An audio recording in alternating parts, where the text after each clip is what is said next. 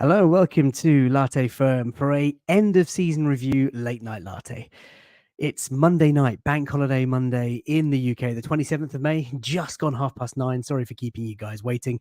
Welcome one and all. Welcome from wherever you are watching. If you're watching on YouTube, get involved in the chat, drop us a like, get involved, subscribe to the channel if you're tuning in for the first time.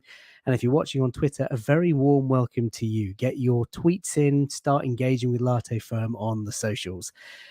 It's been just over a week since the season ended. Arsenal, of course, finishing runners-up this season. Not quite the fairy tale ending that we'd hoped for, but a lot of progress has been made. Lots to talk about as well, and I've got a smashing panel behind the scenes to get involved as well. But before we do that, before we bring in our distinguished guests, let's go straight to the chat. Many have been waiting very, very patiently as early as 5 p.m. UK time. Tamina, as she normally is, one of the first people into the chat. Hi, Latte Femme. How are you doing today? I'm good. I've had a wonderful day. We went out to Canary Wharf and enjoyed the day, the sights of Greenwich, went on the cable car. For those of you that are in London, took the kids out. They went absolutely wild. Got back home and did a disgusting pile of ironing. So listen, the reality sort of hits at the end of the day. But otherwise, I am well. She also says lots of things, but says, keep up the good work. Thank you very much for that. Really appreciate you. Afsar Gunner, evening all. Still not recovered from not winning the Premier League. And hopefully Pep will leave by the end of next season. Yeah, lots of talk about Pep leaving. It's our time, people. It's our time. Gunner Deja Vu says, I think you meant awards and not rewards. Yeah, the eagle-eyed amongst you will have noticed the error on the thumbnail. It is now being corrected. Our player awards. In fact, talking of content, we're going to look at where it kind of went wrong. We'll look at the league table and how it sort of ended. We've got individual player awards. We're going to look at our best moment of the season. We're going to look at our player of the season, our biggest disappointment of the season, and of course, look forward to the transfer window, which is just around the corner. And I've got each of my panelists to name their most batshit signing, and we will talk about that as we get through the show. Vive lad, good evening, FK and everyone. It's been a while. Looking forward to this one. Come on, you Gunners. Donald's already already started the chat about Rashford and Bruno G. We'll talk about transfers as we go along. Donald, welcome to the show. Adzadzi, Liam Gallagher replying to FK tweets, not twice, but thrice. I've got Oasis on strings. More about that later as well. Zippy also saying, yeah, Oasis. What can I say? What can I say? I'm gargantuan. Evening to Patrick. Evening to Guna73. Evening to Kemperor. The snack check is coming. The end of season chat snack check. Thank you to Donald. Thank you. Thank you for watching, my friends. Right, let's bring in the guests. First up, she needs no introduction. An absolute regular on Latte Firm. Just what a fantastic guest she has been over the years. It's Yembele. How are you? Gee, hold on. Whoa. First I've been called Wallet. Now I'm referred to being misgendered. You're a man of many talents. You're a man of many talents. I welcome Yembele. How are you, man? This is egregious. Egregious. I said, no, I'm good. I started with the she, and I saw Laura's face perk up, and I thought, I'm going to bring in Yembele here. How are you, man? You good? Yeah, I mean, I was saying to Laura backstage, I was up till 3 last night working, unfortunately. So I woke up at 9 this morning because a builder came around to quote on some work for us. And then we went out for like bank holiday walk around, went to the new school, obviously, as we know, timed the walk. Not feasible walking, I'm pretty sure now. I'm pretty sure with my little one. Far. It's half an hour we've timed it at. Okay, and then we went to Belgique for the lunch, and then I conked out for an hour or so. So I was literally. Oh, you had an afternoon's nap. Oh, check you out. I needed it honestly because I knew this was coming today, and I was like, yeah, I need to. Otherwise, I'll be like this. Well, I hope you've got your snack check in store for that little sugar rush that you might need, Yembele. Welcome to the show, my friend. End of season review. Going to get you on your best form. Let's bring in one of the queens of Latte Firm. It is, of course, Laura. Oh, I could have brought in Wayne. You should have. See, look, you could have been 2 for 2. I missed it. Oh, man. Oh, missed it. Oh, can you believe it? Here he is. All right, Laura. He focused too much on me, and he forgot everything. It just fell off. These are not the standards, guys. Laura, welcome to the show. How are you? You did me so dirty there, FK. I was literally like grinning backstage, and then I had to sort of very sheepishly. Did you dirty? What do you think? How do you think I feel? Yeah, good to be back. I think FK, good to introduce you properly. Yeah, good to be back. You're very welcome, Laura. And listen, we've had our fun on this channel over the year, and you know what? Today we're going to keep it in good spirits because lots of Arsenal fans have been very, what's the word? We've reflected very positively on the season, and I think today is going to be a really positive show. There is a negative slide about most disappointing player of the season, but we're not going to dwell on that too much. But yeah, welcome, Laura. You've brought much happiness to me and to the viewers over the past few months. Sure. Wayne, welcome to the chat as well, my friend. How are you? I'm very disappointed you didn't go down the princess route. I'm very disappointed you didn't take that angle. I can't believe it. I cannot believe I've missed an open goal. I beat the offside trap and I completely missed the open goal. Princess Wayne, welcome to Latte Firm. How are you, man? Yeah, I'm all good. Thank you very much. I've not had as much excitement as you, although I do now have a bone to pick with you. I didn't know you were in Greenwich, which is about 15 minutes from me. No I would have brought way. the daughter, and I would have took you all for lunch, and you could have met No Maya. way. But absolutely, that's not the would you have brought the sack of sauce with you, Wade? You know, no, excuse me, I don't know what you're talking about here. No, of course I not. have no idea what you're talking about. Oh dear, Laura, you're getting a lot of praise in the chat. Donald, Etienne, all saying hello. Welcome everybody to watching. Hundreds of you watching across both platforms already. Get involved in the socials, get involved in the chat. But Wayne, very welcome. Yeah, the story about today, bank holiday. The sun was glorious in the morning. We went out with our neighbours and close friends and went out to Canary Wharf and did the cable car to Greenwich and went to the O2, had a spot of lunch, and what else did we do? Oh my God, what do we do? My mind. Okay, I've got to say, I'm I'm not sure I believed you when you said that you had a glorious day out and you started with, we went to Canary Wharf. Like, no glorious day out starts at Canary Wharf. Sorry. Let me tell you. How very dare you? It is a hidden treat for children because they took their scooters and bikes and it's dead at bank holiday weekends. And it's dead rode every single day of the year. Do you know what Canary Wharf is? Canary Wharf is where you work if you don't have a personality. Like, no disrespect to anyone in the chat, but... I guess I'll hand in my resignation at my Canary Wharf job then.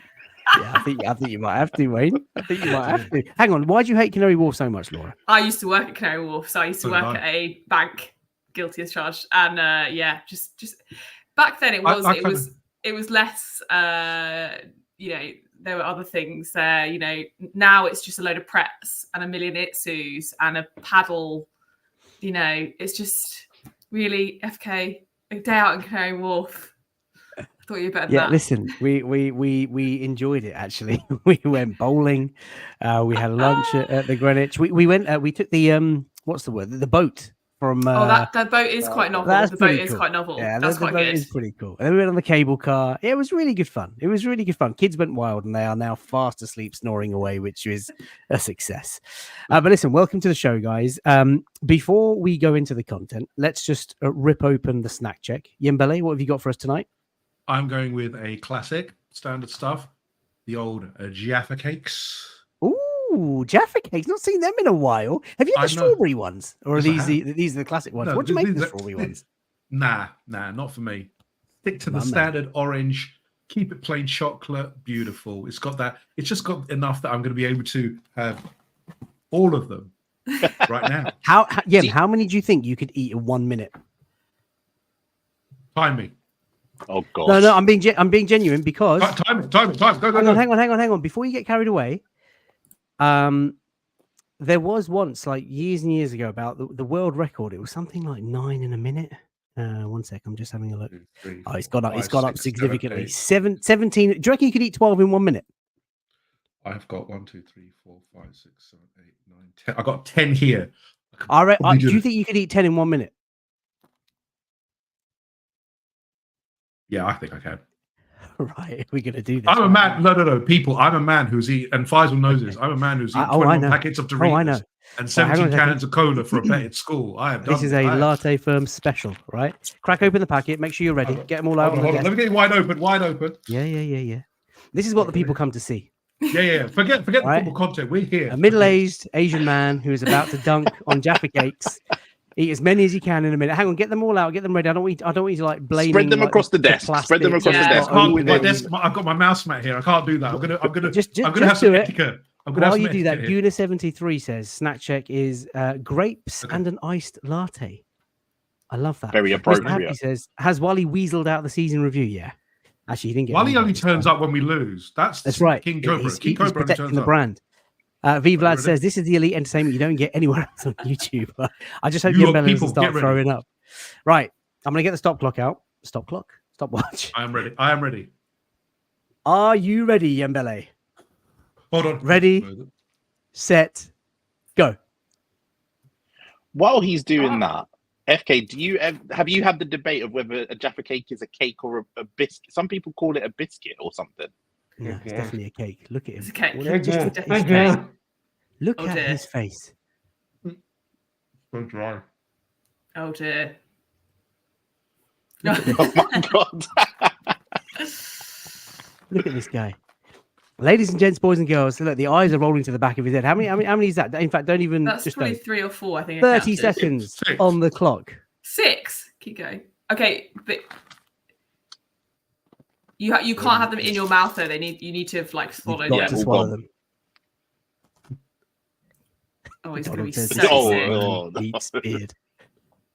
Go on, Yembele. Keep going. 10 seconds. No, don't. 9, Oh. 7, 4. You got this, Verge. Donald shouts. Swallow, empty mouth. Let's have a look. No. No, I couldn't do it. I got to 8. Hey, that's you beast. You beast. Right. Let's maintain some decorum. Okay. We cannot lower the tones of this channel. Lower the tone. I've raised your bar. I've raised it to new heights. This is forget the football. We are now at a new level. In a minute, it's not bad, you know. That's That not wasn't bad bad actually. either. It's not bad.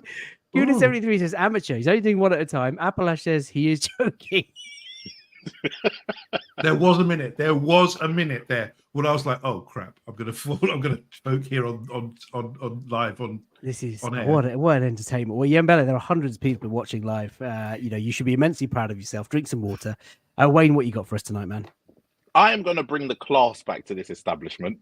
Hey, excuse me. And considering it is our season review, FK, I could do what we know food. Apart from your lemon and herb fetish, Shut we up, know man. food. So to celebrate this end of season review, to wrap up the year that we've had, I have brought with me a Sainsbury's finest Oh, mayo yes. sandwich. Have you got crisps to go with it? I do. I've got full meal What you deal got? here. What you got? I've gone for the big hula hoops beef flavor. Mate, that's a winner. It's a winner. It's a And good crisp. I have got a San Pellegrino lemonade. That's not bad. Oh, look So at what is you. it? that is lunchtime my in your house? Sainsbury's. No, Is that- well, I had the daughter all day today. My missus has gone gallivant into a reggae festival and left us to it. So I had to go out and pick up some milk. So I just popped down to like the local and brought a meal deal back for dinner so that I don't have to cook. I'm hoping that she's brought me back something Oh, from the festival. wait. This is dinner? Oh, wait. No. Sad. This is like after dinner. I had Love leftover Nando's that we won't talk about. Oh, yes. I The love it. procured items, obviously. I love it. KSSMYW in the house saying astonishing scenes over at the firm right now. There really is top level. Oh, hi FK, by the way. Hello to you, KSSMYW. Welcome to the end of season review. Lots of content to get through, but I think we all enjoyed watching Yem scoff Jaffa cakes. Laura, do you have anything by your side? I do actually. So for my bank holiday yesterday, I went down to the south coast and did the Seven Sisters walk that goes from Seaford to Eastbourne. It's about 20 kilometres. Very nice hike. So obviously had to have snacks like the elite athlete that I am. So I'm actually just finishing off a pack of Haribo Super Mix, which is not my preferred Haribo, I have to be honest. I can see you finishing it. Look, there's nothing there pretty much. There's only a couple left, but this isn't my preferred one. But I did quite enjoy it, as I was, needing Really? sugar on the trail. But yeah, that's my snack. There's only like 3 or 4 in there because I've been Do munching you them keep all them day. refrigerated like Dobbo? No, Or no. room temperature? I still got to try. I still See the got to try disdain that. on her face. No, I we have to don't try put that. it No. in. I want to try it just to know what the texture is because I bet they go just really can't pick it. hard and crunchy, which they I just can't shouldn't envision ever be. no, that's a boiled sweet then, isn't it? Effectively, Exactly. They need to be like, I don't know what this is. I think this is like a little ice cream, but like that needs to be, soft and marshmallowy. If it goes in the fridge, it'll be like crispy. Like Haribo should never be crispy ever. Crispy. No, I agree. I Yeah. agree. Avstar says latte and food firm. There's a few people that are probably joining in for the first time. Are you guys going to talk about 115 City charges? We might at some point. And Donald says this is marriage with hearts in the eyes emoji. I love it. I love it. Right. Well, for me, Yembele, I've gone for one of your favourite snacks of the year, just a classic twirl with a nice brew, decaf, of course, this time of night at my age. And I'm really going to enjoy it. So welcome, everybody. Now that we've got snack check out of the way, Yembele has entertained I've got a us. slight. No end. Got my jaws are You got slightly pain. hurting at the moment, given that I stuffed like 8 in my big fat gob. But hey, Yeah. this a is for big the fat views, gob indeed. mate. This is for the views. I want to see the analytics after this. At that particular point, I want to see the analytics. The Yeah, spike. I think you'll find it. Hey, I think you'll excuse find me. it dive. I have sacrificed my jaw and my dignity for views. It's nothing that no standard content creator won't do these days. This is true. Right. Enjoy your snacks, people. Let's bring up the slides as we normally do. So get involved in the chat. Arsenal content incoming. First up, look, it's going to be painful to look at this because it has been a week, but we did finish second. There's lots of positives, certainly in my mind. And of course, that wasn't the image that, the Arsenal, now Arsenal doing that great image there of the Arsenal badges and the Premier League trophy. What a day that would have been. But the final day of the season ended, as you can see on the right hand side. Manchester City, top of the table, 91 points, winning it by 2 points in the end. Same goal difference, though they did score more goals than us. We were second, of course. Liverpool, just petering out, I guess, towards the end of the season, which was fantastic. I did not want to see any of that Jurgen Klopp fairy tale ending final season. It was bad enough as it is, as he left walking out without the Premier League trophy. Aston Villa, Unai Emery's Aston Villa, Wayne, you'll be pleased to see, qualified for the Champions League. Spurs, the total dipshits, could have had that because Villa got pumped on the final day at Palace. And if they'd only played against Man City and if Son had scored that goal, then maybe, just maybe, they'd be talking about Champions League football next season. Pochettino less Chelsea are now in 6th place. They qualified for European football, and then Pochettino walked out of the club. Lots of rumours about Pochettino maybe going to Manchester United. We'll talk about Poch and United later. Newcastle 7th. United, who of course won the FA Cup at the weekend against City. Where was that City all season, finished 8th, and then you've got the best of the rest. West Ham 9th, Palace 10th. Relegated, of course, Luton Town, Burnley and Sheffield United. So Laura, first question to you. It's been just over a week. How do you feel? How are you reflecting on all of this? I spent a lot of the week leading up to the game last Sunday telling myself that I was absolutely fine with coming second, that I knew it was going to happen, and that I'd still be really happy with the season. But I'm not going to lie, I was absolutely gutted on Sunday. Absolutely, really, really gutted. And I didn't really see it coming. I honestly just couldn't handle it. I turned off all my social media. I turned my phone off. I had a really, really kind of prolonged sulk about it because I just felt so cheated out of what should have been our day. A week later, I do feel less miserable. But it's one of those things that, this season and being an Arsenal fan or being a football fan in general, it does take so much out of you in terms of emotional energy and how much of it is, taken up by this team and these 11 men who don't know you exist running around a pitch, that when, you get so attached to it and when it doesn't quite happen. I was in a bit of a daze. I'm not going to lie. The kind of Monday, Tuesday afterwards, I was so just gutted. And I feel a bit better now, but this is actually the first time I'm gonna talk about it. This evening, so I'm ready to reflect on it now. But certainly couldn't have done this a couple of days ago. Yeah, look, it was hard on the day. I kind of went into the day. Oh gosh, it was over a week now. I was excited, but I was kind of resigned. I thought it was inevitable. I thought City would win it. There was the romantic in me was like, yeah, look, we got a chance. Let's just beat Everton, put the pressure on them. Our game wasn't that great. It was quite a stop-start. You look at the stats, actually, we bossed Everton, but, stop-start. They scored first. There was a bit of trouble. We got the last, the late winner right at the death. I can't lie, if I'm being honest, and I might get, sort of hung out for this, but, when Yembele started the rumours in the North Bank of the scoreline, like, I got carried away. So did I I. have to I admit. actually, for about 10 seconds, I was like, oh my God, this is going to happen. Like, it's on. It's absolutely on here. And I was out my seat. And then obviously very quickly realised that, you know, it was still 2-1. But yeah, I was the hook, line and sinker as well. Yeah, but even then, like I just felt, and then when sort of City scored in a second, Rodri, I think it was, the bastard, just that was a dagger, a real dagger. But listen, it was a really lovely day out. It's been a great season. We've not achieved anything, and rival fans are sort of laughing at us for being so proud of the club and the manager and the boys. But I think there's a lot to say about the journey, which we'll touch upon later. Wayne, how did you feel? It's been a few days now. Are you sort of roaring, ready to go again next season, or are you sort of still reflecting and contemplating? No, I'm ready to go. This has made me more ready to go next season than anything, I think. I would have absolutely loved it if we won it. I believed until the very, very end that we were going to. I was on the show sort of in the build up to it saying that Spurs weren't going to give us any favours. But I thought West Ham did have something for us. And when I believed right up until the moment the Souček handball goal got disallowed, that was the killer for me, because the timing of that was practically at the same time as we scored the Kai Havertz winner. And if we went 2-1 up and West Ham brought it back to 3-2 and they had about 5-6 minutes stoppage time, in my mind now I'm telling myself we're winning it. And that's what I believed at the time. I think for me, it was kind of over realistically when Spurs did what Spurs do. So any hurt and pain kind of left after then, because I was shocked. I was more shocked at the fact that Son missed.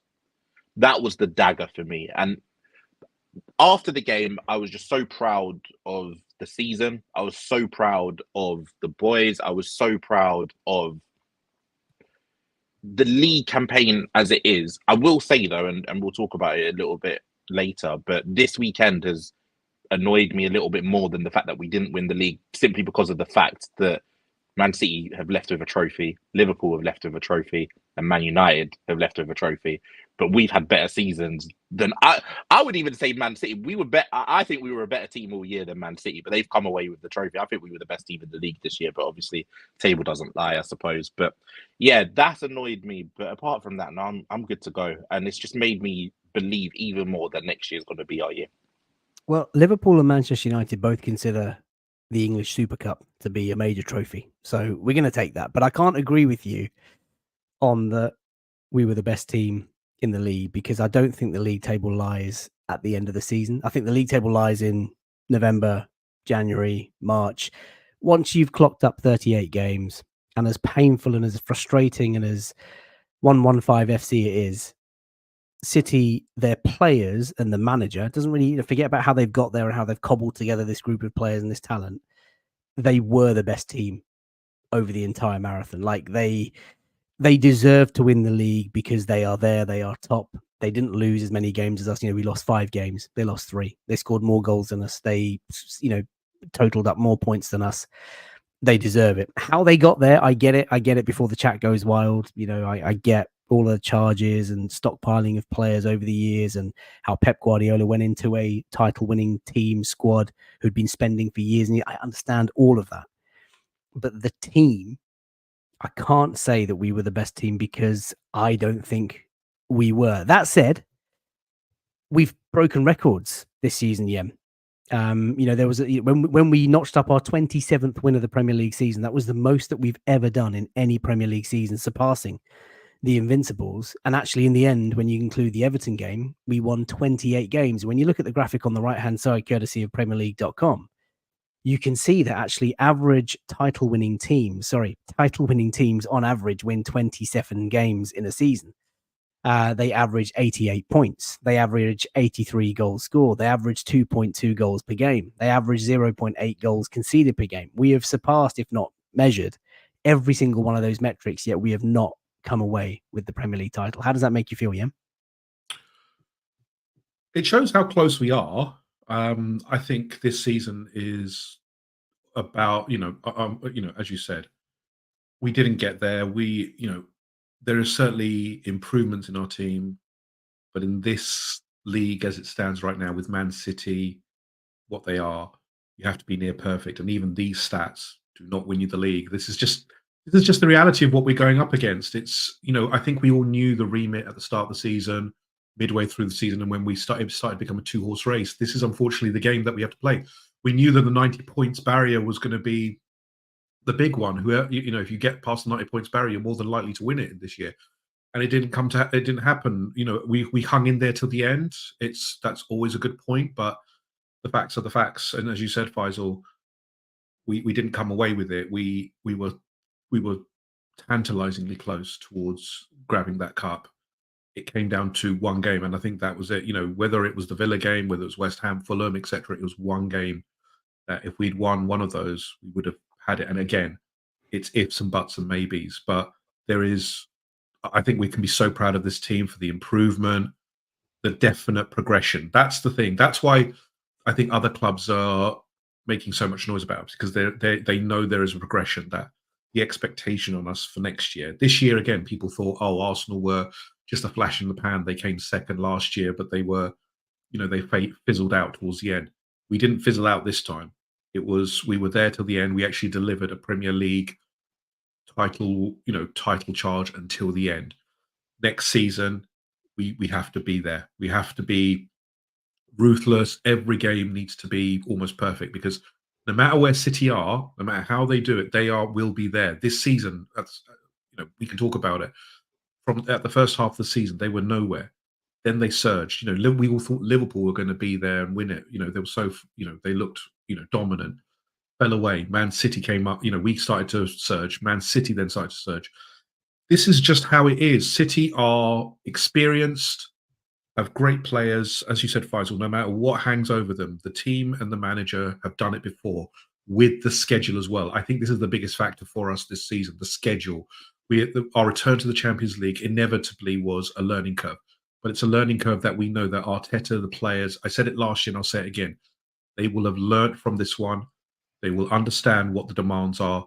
I'm supremely confident that the transfer window, if executed properly, will deliver us a title-winning team next season. I'm fully convinced of that, because the progression is there. We were that close. It was just a shade over what we needed to do, and I think we can do it. I'm like Wayne said, I'm ready for next season. I can't wait for the preseason. I just want to get everything. I'm not particularly bothered about the Euros. I want our preseason to start. I want to see what Arteta does. I know he's already thinking about on the beach. So great stats, great. But next year, let's go better, guys. Yeah, look, there's lots of people in the chat saying that really looking forward to next season. We kind of go again. Lots of obviously hype about Manchester City and how they've got their players and the form and the team that we're up against. I hate to do this, but we did lose 5 games. I think Matthew Hudson said in the chat, sorry, Wayne, to cover you and your ASMR temporarily. Record wins, yes, but we lost 5.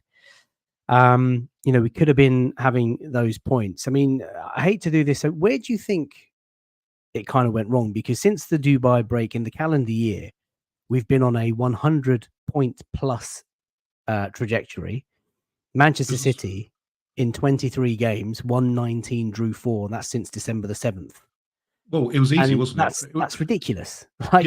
For us, where did it go wrong for us? The start of the season, we know where it was, because since the Dubai break, Villa apart, we were superb. The Villa one was one-off. We were sandwiched between two European Cup games against a heavyweight. But the start of the season, where we were chopping, changing, Gabriel's out the team, playing, we weren't playing well. We were getting 1-0s and scraping through, and we were winning, and our defence got us through, but we weren't even close to the form we were in the second half.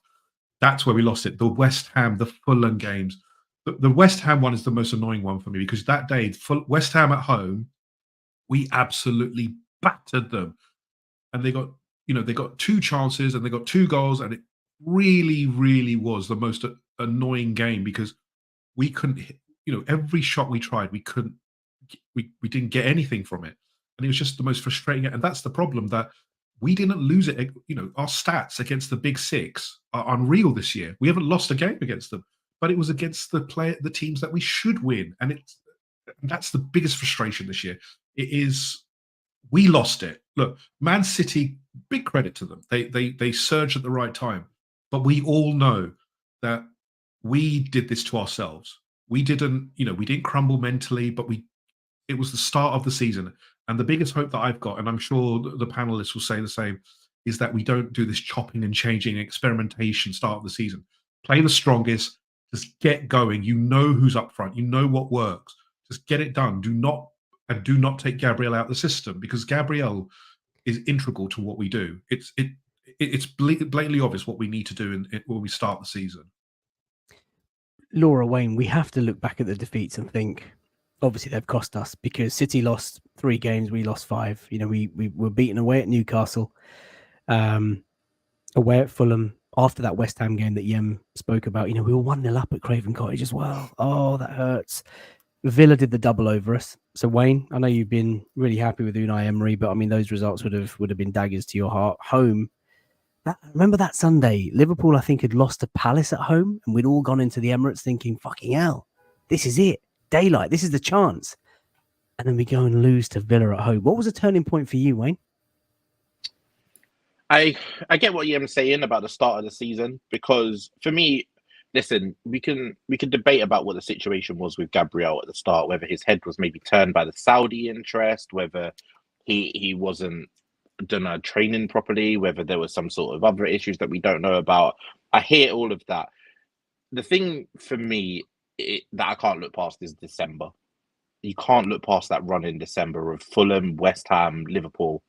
We ended up taking, I think it was 4 points from 5 or 6 games or something like that. And it gave us a hell of a lot to do in 2024.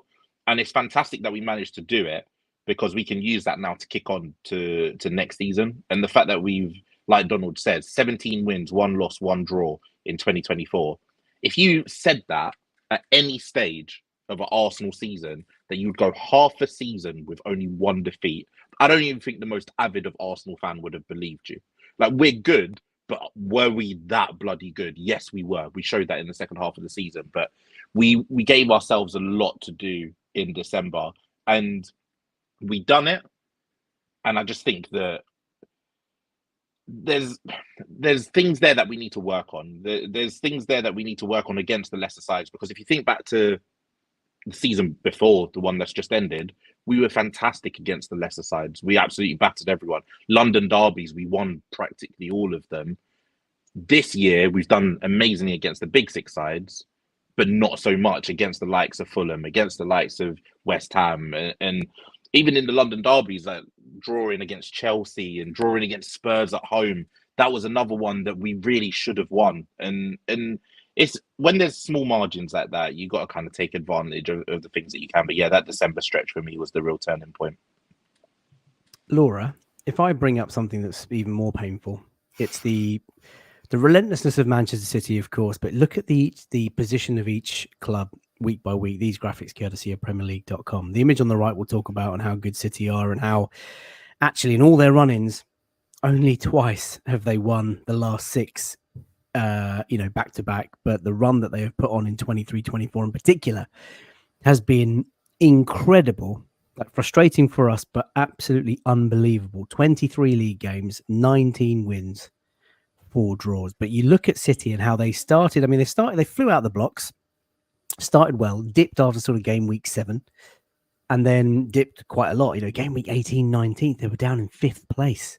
But look at that steady rise, and they've sort of peaked at the right time. What do you add to where it kind of lost for us and where it kind of, was won for City in the end, Laura? I mean, I think the one thing that we now need to accept as the standard is that from the first game, we cannot be experimenting. We cannot be going into these games that are in August thinking, doesn't matter if it isn't perfect now, we'll get there by the end of the season. You now have to assume that come the run-in, City will not lose a game. So you cannot give them, we do not get a head start, because they will come roaring back in the second half of the season if they don't start that well. So for me, all this says is that we have to be perfect from the get-go. And I think some of those early games, like I'd actually forgotten that Spurs game, that Chelsea game where I think we were 2-0 down. You know, we weren't playing well, and it's quite easy to sort of dismiss that as, well, the team is kind of bedding in. It's still early in the season. We're still kind of getting used to, you know, new players, new systems. There is no time for that anymore. If we want to win this, we simply have to be clicking and finding a way to win from the get-go. We cannot afford to be drawing at home to Spurs. We cannot afford to be, you know, 2-0 down at Chelsea. We have to be perfect. I think I also agree with what you guys are saying, that the charges aside, and, you know, that is this whole separate issue. You cannot argue with how impressive this is from any team in any sport, really, that they are ruthless. It's as if the pressure doesn't exist for them. Like the Fulham game, which I know we all thought might be something, you know, do Fulham have something for us in the run-in? And they absolutely blew them away. And it's just, that is the level that is required from us for this next season. I find this slide is making me a bit depressed, FK. I'm not even going to lie to you. It's making me a bit uncomfortable, to be honest, because I just think, how on earth do you beat this? But the truth is that we came close, but still not close enough. And I agree, the 5 losses is what concerns me, because some of them should have been wins. And I think the thing that Arteta needs to work on is, you know, we obviously bounced back after Dubai, but we did have a sticky run. So he needs to work out what it is that after a defeat, what he needs to do to pick the team back up and perform the next game. And obviously we did do that after the Aston Villa one, which I think is really, really impressive. But we ultimately can't have 2-3 week periods where we draw, we lose. Like, that's just, you know, that's no longer the standard, basically, that we need. But kind of just have to hand it to City and say, yeah, that's unbeatable at the moment. You can see the dip there from sort of game day 18-19. And by the way, Laura, you think it's painful looking at these slides now. Imagine the pain, like preparing these slide decks. Like, I have to put this together week in, week out. I think to myself, oh my God, this is so bad. Just leave, please, man. You've won everything. You've made your point. Just Pep's just got to go. Yeah. Just Can you go just away. leave? Just go away. Please, like, for the love of God. We get it. You've proved it. Now just go somewhere exactly. else. Let Did someone you else think you have are a go. winning all the trades? Yeah. Grow up. Just go. Yeah, just grow up. And take Rodri with you. Just grow up. Yeah. Game day 18-19, and that was to V Vlad's point earlier in the chat. You know, the December period was particularly tight for us, losing those 2 games back to back, drawing a couple. And then, of course, since the turn of the year, we've been phenomenal, losing just 1 league game. I mean, is there a question here, Wayne, to either of you, that I've seen lots of rhetoric around, you know, Arsenal are never going to have it as good as again. Like, you know, Saliba and Gabriel were largely fit for the whole season. Declan Rice was fit for the whole season. Saka was running on empty towards the end, but was largely fit for most of the season. And so many of our key players have been fit. Of course, we struggled at left back. I understand that. Ben White was fit, you know, hamstring hanging off towards the end. Like, is there an argument to suggest that actually, you know, Wayne, you mentioned, you know, the record against the Big Six. Like, might we not do this next season? Like, at some point, one of our key players in Odegaard. I mean, the guy runs like there's no tomorrow, yet he's been fit the whole season. Like, how likely is that to happen again next season, Wayne? I wouldn't expect the Big Six record to happen again, but I would expect our record against the rest of the teams to improve. I would expect our London Derby record to probably improve as well. So I think that will kind of level it out. I wouldn't expect the season of Saka to play as many as he did with sort of an Achilles that's kind of hanging on with sellotape that's nearly just dragging through the end of the cupboard, and you've had to double tape it and triple tape it to make sure that it lasts until the end of the season. I wouldn't expect Saliba to play every game next year. I wouldn't expect the level of minutes that Ben White and Gabriel play next year. But on the flip side of that, I would expect Mikel Arteta to have learned a little bit from that and use the squad a little bit better. And I would expect Mikel Arteta to use his subs a little bit better. And we saw it at the beginning of the season. He was doing that really well, and he was rotated really well. But in the sort of run-in, you could see some players were getting a bit leggy. And I just think that Mikel Arteta learns from, I won't even call them mistakes, but he learns from small things very, very quickly. And I will never say that we won't have it as good again, because people were telling us that at the end of the season before, that this was your chance to win the Premier League. You're not going to be as good as you were, and we were better than we were, and in a completely different way. That year, we were blowing teams away in the first half, and it was chaotic football, and it might have been 3-2, but we were going to outscore you. This year, I felt confident of getting a clean sheet in about 90% of games because we just defended so well. So I'm sure that Mikel Arteta will add more to sort of the squad, not only player-wise, but the way that we play football. And yeah, while some things might dip, I expect other things to pick up. So we've improved year on year under Mikel Arteta. I don't expect that to change the next season. Vive Lad says lots of people forget this is still one of the youngest teams in the Premier League. Yeah, listen, the second youngest squad in the league. They only get better with experience. I'm confident that we will get better even more next year. And I appreciate that. And Des Moran says, let's get it right. City are a vehicle for an organised sports washing conglomerate run by a regime with a questionable human rights record and rule of law who have ruined football. I think the chickens will come home to roost. Is that the phrase? Have I fucked that up? At some point, it'll be a roostathon. But can I just say though that may be the case, but you know, you can't argue with the run-in that they've just delivered. Like, yeah, it's wild. It's wild. What they've done. You can't separate how they've assembled this team. But ultimately, if you look at Chelsea, it's not a given that if you are the richest club with the best manager and you know the best players, it is not a given that you win this at this level. You know, Chelsea have a team of superstars is a bit generous, isn't it?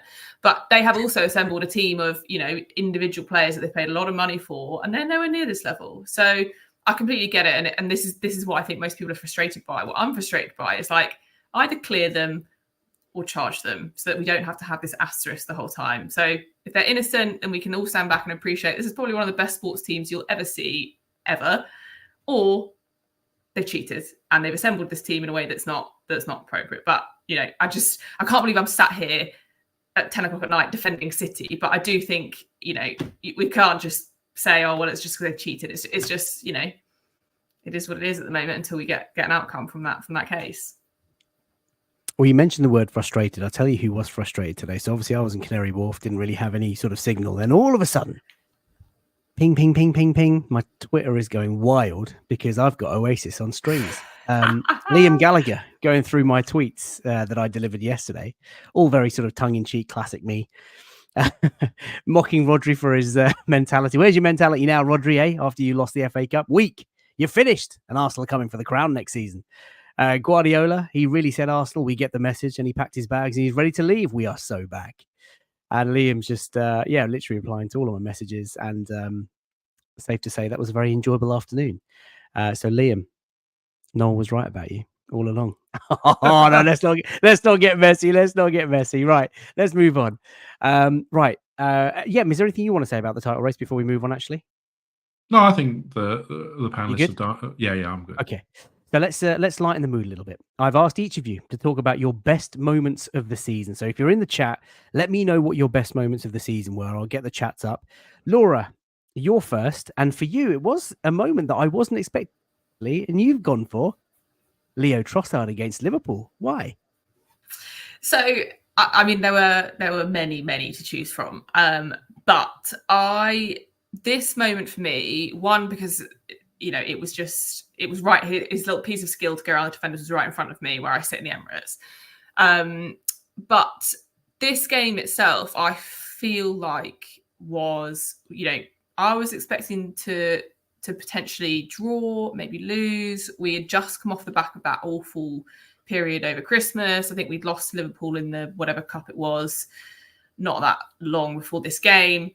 And this was a really, really tense moment at 2-1 because, you know, we'd obviously snuck that goal through the mistake that Martinelli was able to capitalise on.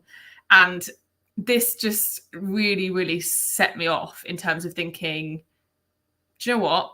We could do something here. Liverpool have come here thinking they're going to beat us, that we've had a difficult period over December. And so this is very much a kind of like personal one. But this is really the moment where I thought, in previous seasons, we might have limped to a 2-1 or conceded late on, but we actually didn't. We had Leo Trossard shooting at Alisson, who probably should have saved it. Don't really care. But it just, for me, it really alighted a bit of a belief that, there is something really special in this team in this season. And that's why it's my quite niche but personal moment of the season. Oh, I appreciate that. Patrick says evening, by the way. Nobody mentioned, I'll give it away now, Hopes saying beating Porto on pens. Yeah, no one mentioned that, which is interesting. Rofikov is, as I'm sure, seen the slide deck, the last 10 minutes of the Manchester United home game. And that's where we're going to go to next, because Yembele picked out Declan Rice, his, not winner. Wait, is it the winner? It was the winner. It was the winner. Yeah, it was the winner. Because Jesus scored after that. So, yeah, this would be. Yeah, but it was the one. It was the one that okay. broke, Okay, so tell us about this Yembele, because I think we were all on a different planet when this went in. You were in row 1, keeled over the signboard. I was on the pitch, mate, upside down. Don't know what was going on. The thing is that this one, we all want to beat Man United. Man United, obviously, this season have been awful. So the expectations we would beat them. But Man United, being Man United, give us a game. They do what they did, and obviously Rashford got a goal, I think. But we bought Declan Rice for the big games to be an influence, to make the difference. And what better way to do it? He's done a few this season, the Luton Town the last minute winner. But this one was, his first goal for us, and the emotion. You can't, like the Bournemouth one, you couldn't bottle that emotion. It was just, we were all on strings when we scored. The look on his face when he scored, that's what, he was already endeared to us through his performances, but scoring the last minute winner against Man United is not far off, scoring in the North London derby. And, to do it last minute to get, I know Jesus got the third goal, but this was the one that broke the deadlock. This is the one that, we were battering them. We were still battering Man United at that point. And they were doing what they've done most of the season, which is to defend. Sometimes it's bad. Sometimes they do well, like they did against City this weekend. But to get it at the last minute, Declan Rice, far post, it was magical. It was the emotion. It gave me that Bournemouth feeling again, not to that level, but it just had me on string. And it was just like, wow, what a way to endear yourself to the Arsenal fan with your first goal. And this season, as we'll talk about, Declan Rice has been unbelievable. And, that just cemented his place not in Arsenal history, but this the season we've gone, his stamp on it, if we call it that. No, I appreciate that. Listen, it was in the most incredible moment, and what a time for the big man to just smash it home. The way he just chested it down and thought, "Fuck this, I'm winning this game," and he just buried it. And it was because it was against that lot. And moments before Garnacho and Ten Hag, Garnacho was not offside. He fucking was. And for the goal to get disallowed through VAR, and then we went up the other end and absolutely just belted it. It was magical. But it got better. It got better, Yembele, because Gabby Jesus sent Dalot on holiday before netting. And this was amazing because of the build-up. Like, we'd won it deep in our half. We were 2-1 up. And everyone's seen the footage of, when that pass goes through from Fabio Vieira and Jesus sits Dalot on his ass, and everyone's like, go on. And then, like, everyone go wild. Why was this your favourite moment, Wayne? It was because of that exact thing that you said. I know that Declan Rice technically won us the game, and that one was, everyone was nervous in the stadium. Everyone was kind of hoping that something was going to happen. And Declan Rice, we didn't even really know that it went in because it slipped in at the near post. Onana flapped it a little bit. It hit about 4 people. And by the time everyone realised, it was just, and we're lucky enough to be in the stadium, it was just pandemonium everywhere. It was just absolute pandemonium. No one sort of knew what the hell was going on. But the Jesus one was my personal favourite, simply because that is peak football fandom. When the through ball goes through, and you see in unison, everyone stands up, and you're like, go on. And then he makes a meme out of Dalot, and then you do, go on. And it's like, go on, hit it. And then it's the yes in unison, everyone goes up. I just think that, for me, it might not be as memorable as the Declan Rice sort of winner against Luton or the Declan Rice winner against Manchester United. But as a football fan, you love when everything's in unison. and you love when the fans sort of come together. And Diddy is that same thing. And the fact that it turned Dallo into a meme, and there's so many videos of Dallo just sliding now past random sites in the world, just going across, and I love it. And yeah, that for me is why it was my favorite. What I love about this question, and because everyone's been engaged in the chat, there's been so many incredible moments. You know, the Porto penalty shootout, obviously, as was mentioned, you know, beating the scum in their own backyard. I know it was for nothing in the end, but, you know, bragging rights in St Totteringham's Day, and also just going back to their turf and doing it. When the 6 minutes of injury time went up after that penalty, I felt like I wanted to vomit, and I was screaming and shouting and swearing at my kids.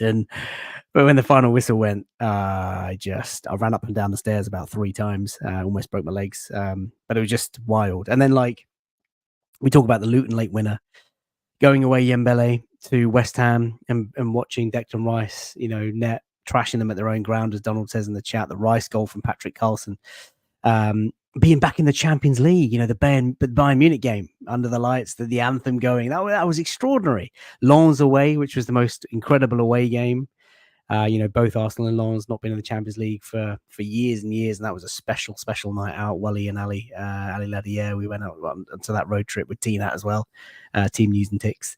What a fantastic away. But you know what, for me, all of the pumping Chelsea 5-0. Oh, we've had so many extraordinary moments, but I'm sorry, FK, if your picture pops up and this is not Old Trafford, we've got words. There you go. You go, my bro. You knew it. You knew it. Listen. It had to be. It had to be, didn't it? This had to be. For those of you guys who've followed me for years on socials, you know, I've been to Old Trafford to see Arsenal take on Manchester United 17 times, 1-7. And this was the first fixture that I'd seen us beat them in. And I think that has to be hands down for me, my favourite moment, because look, again, it's just beating United. They're an abysmal team. I get it. But we went there. 3 memories here out of 4, actually, against United, which is interesting. But to go there and to get that win after being there 16 times and watching us, you know, lose 9 or 10 times, and the journeys home haven't been fun. But to go there, to win at Old Trafford, as Ash says in the chat, that Old Trafford game was huge. It was huge. It was towards the end of the season, and we needed to win. And Leo Trossard delivered, and it was just phenomenal, Wayne. Like, it wasn't a great goal. It wasn't a great game. But for me personally, like, it's a moment that I'm going to treasure, and I finally got that monkey off my back. So I'm very, very happy. So many lovely moments. Lots of people talking about the Chelsea thrashing in the chat as well. That was a glorious night at the Emirates, wasn't it? 5-0. I think I tweeted after that game, Mikel Arteta, one by one, is going to get these motherfuckers, right, who ruined Arsene Wenger's time at Arsenal. He's going to get these clubs back for his father. I'm telling you. He's going to do it piece by piece. I just love that guy. What a guy. What a season. Let's move on to, unless anybody's got anything else they want to chat about, best player of the season. We will start with you, Laura, and you've gone for someone who I'm sure many people in the chat will go for, Big Deckers. Why? I've gone Declan Rice because, I mean, for starters, when you are, let's say, probably one of the biggest transfers of the summer, and you come with a price tag of over 100 million, and it's Arsenal paying that. You know, we're not Chelsea. We don't, you know, buy 100 million pound players, you know, just for shits and giggles. When we pay 100 million, it's for a player we believe in. So to come with the price tag, the expectation, and to be joining, you know, a process, I think presents like just the most unique challenge for a player who is joining a team in the Champions League. He's obviously just come off the back of some European success, but this is a massive step up, with no disrespect to West Ham, maybe a little bit of disrespect to West Ham, to go from West Ham to Arsenal to feature as, you know, an important player in our team, and to come up with the level of consistency that he has throughout the season, and the level of big moments. For me, that is what 100 million should get you. I can think of maybe one game where I thought, man, Rice is a bit off it today. Other than that, I'm a nervous Arsenal fan. I'm constantly thinking, gosh, we're going to concede here, despite the fact how well we've defended all season. But having Declan Rice on the pitch fills me with such comfort because, number one, positionally, he's amazing. Number two, he has this way of winning the ball back so cleanly, which I just don't think any other player can do. But also, he's just now presented himself as a bit of a big game player as well. So you're like, what is missing from this player's locker? No, literally nothing. And my brother and I always say this to each other when we're in our seats, that even now at the end of the season, we still can't believe that Declan Rice plays for Arsenal. Like he's right there. He's on the pitch. He's wearing an Arsenal kit. That's Declan Rice playing for our club. And I think for me, that is the difference this season. He has been the difference. And that's what 100 million should get you in this era of incredibly inflated price tags. Like he is worth so much more than that. But you know, we got him on the cheap based on what he's delivered for us. Got him half price. I think for me, Laura, I knew Declan Rice would be good, but I didn't realize he'd be this good. Like his ever presence, he's obviously an endurance athlete. The way he covers the grass, his leadership, the aura he has about him. You know, we've talked about aura with Saliba and Gabriel in the past. I'm sure we'll get mentions in the chat, and they have been. But like Declan Rice is one of those players when he has the ball at his feet and he's just eating up the grass in front of him. Players don't want to approach him. Opposition players don't. They just want to. I mean, look, Rodri's incredible, right? I mean, the guy hasn't lost a Premier League game this season. He's a phenomenal player, but he plays with a tremendous team, as we've talked about. But Declan Rice, the way he's elevated our game is just phenomenal. So, yeah, what can I say? It's a good shout. Before we look at who Wayne has picked, lots of shouts here for Ben White, who none of us have gone for, just giving it away. Rofikov, he's definitely seen the slides. He says Ben White deserves an honourable mention. He doesn't get one.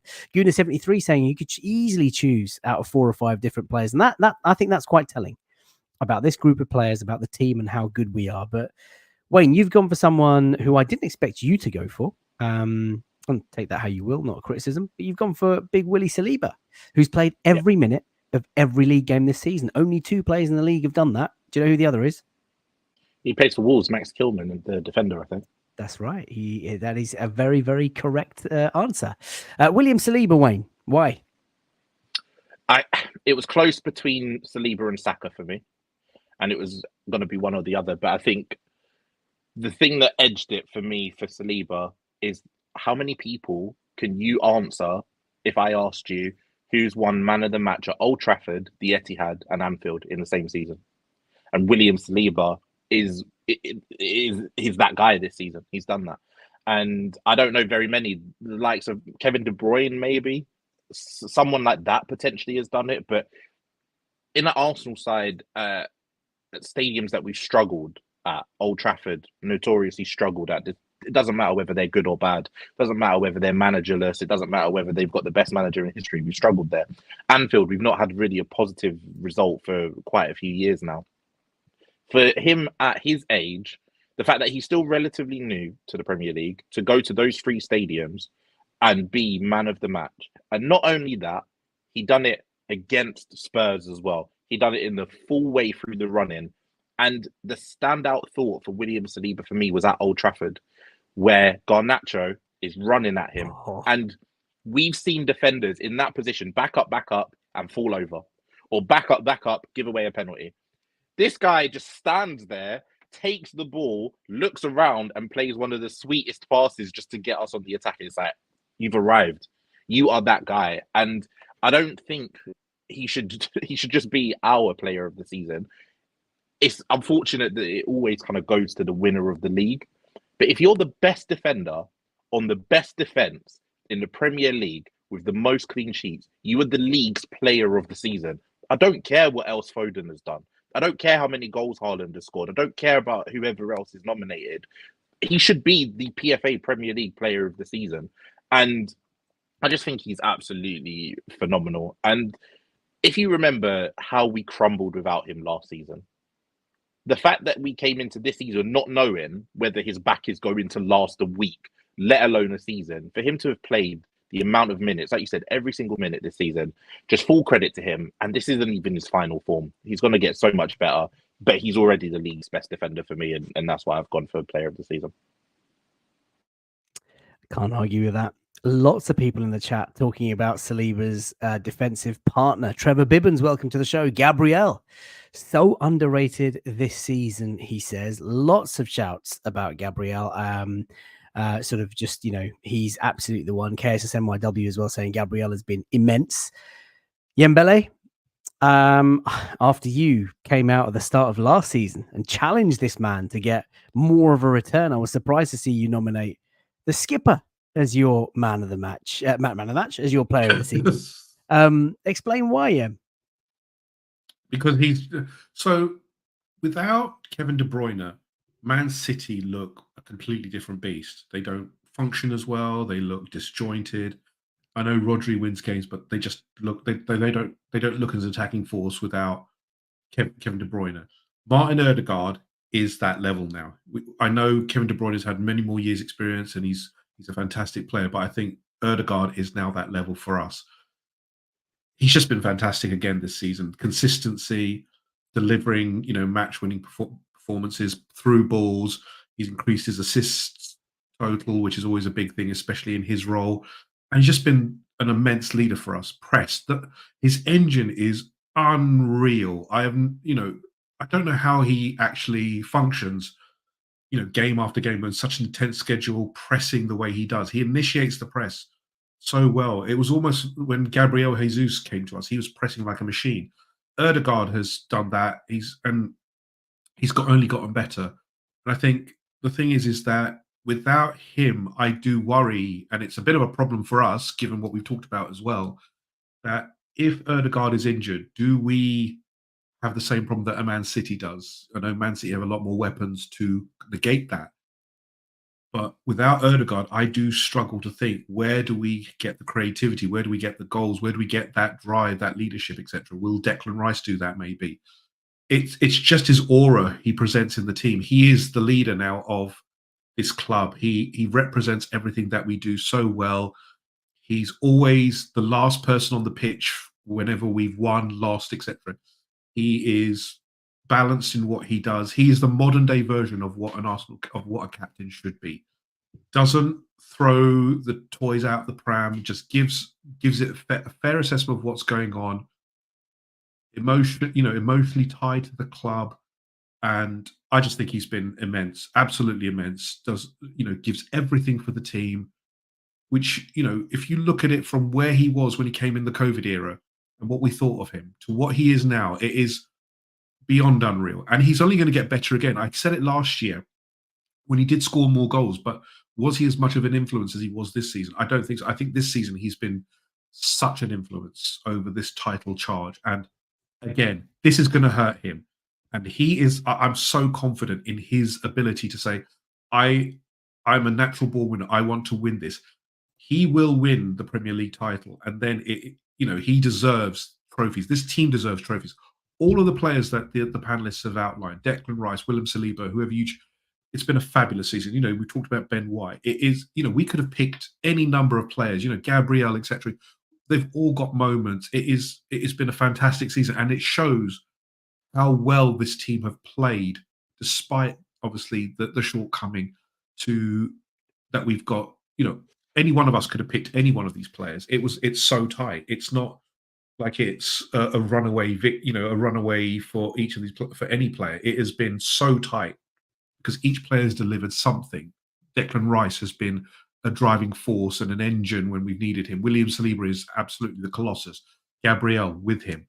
Odegaard, the creative force. It is, it's been such a pleasure to watch every single one of these players. And, I can't speak highly enough of every one of them.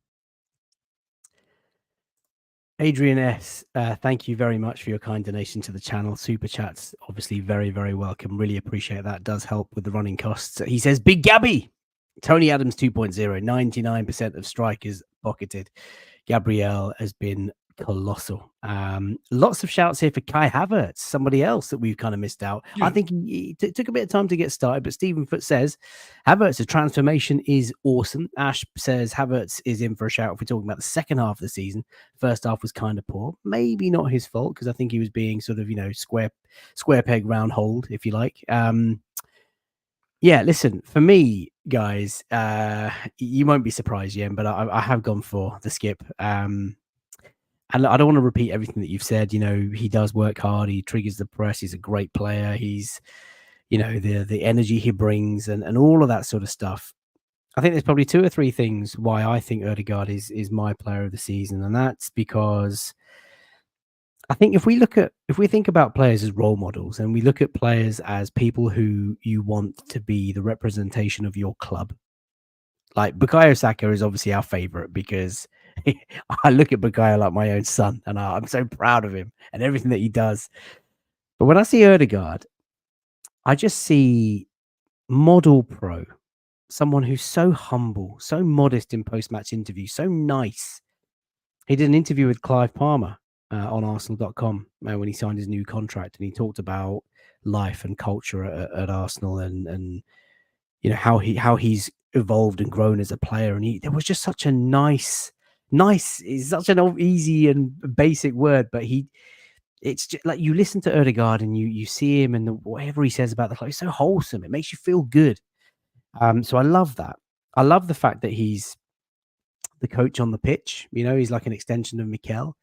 The connection with the fans. There's players that swing their arms around all the time and get the fans going with a challenge or a tackle or whatever.